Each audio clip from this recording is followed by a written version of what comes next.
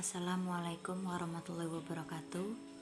Pertama-tama marilah kita panjatkan puji syukur kita kehadiran Allah Subhanahu wa taala yang telah memberikan kerahmatan hidayahnya sehingga kita bisa berkumpul dan melakukan rutinitas kita, yaitu kuliah daring.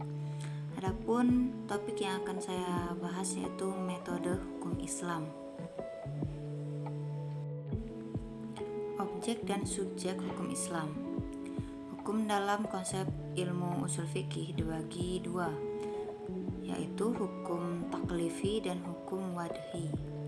Secara terminologi, hukum adalah kitab Allah yang berhubungan dengan perbuatan mukallaf dalam bentuk al-iqtida, at-takhir, dan al-wadhi. Yang dimaksud dengan kitab adalah firman Allah yang berupa perintah-perintah atau larangan-larangannya. Ada beberapa hukum taklifi, yaitu 1. Ijad, yaitu firman yang menuntut suatu perbuatan dengan tuntutan yang pasti. 2. Nad, yaitu firman yang menuntut suatu perbuatan dengan tuntutan yang tidak pasti.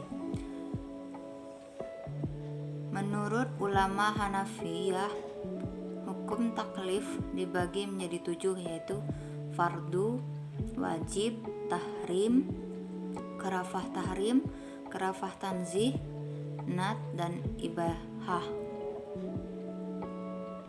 Hukum wadhi ialah firman Allah yang menjadikan sesuatu sebagai sebab adanya yang lain, atau musabab, atau sebagai syarat yang lain, atau masyirut, atau sebagai penghalang. Mani adalah yang lain, adanya yang lain. Hukum wadhi dibagi 3, yaitu sebab, syarat, mani. Tafsir, salah satu metode penggalian hukum Islam. Al-Quran dan As-Sunnah diyakini sebagai sumber hukum Islam. Kemudian nas-nas yang terkandung di dalamnya ditujukan untuk mukallaf. Maka untuk mempermudah pelaksanaan hukum yang dimaksud, para ulama di bidang usul fikih dan bidang fikih mulai menggunakan pendekatan rasio dalam menggali makna dan maksud yang dikandung oleh kedua sumber hukum tersebut. Ijtihad sebagai metode penggalian hukum Islam. Ijtihad berasal dari kata jahda, artinya al-mayakhah atau sulit, berat, susah, atau sukar. Menurut Rajmat Syafi'i, secara etimologi, kata ijtihad artinya kesulitan dan kesusahan, atau al-mayakhah juga diartikan dengan kesanggupan dan kemampuan at-taqat.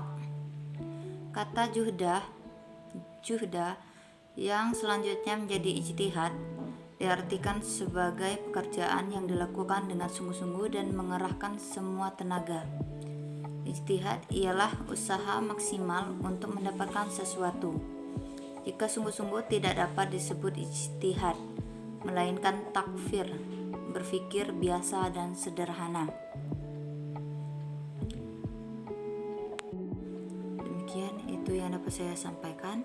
Kepada Allah saya mohon ampun, kepada rekan-rekan dan dosen pengampu saya minta maaf jika ada kesalahan.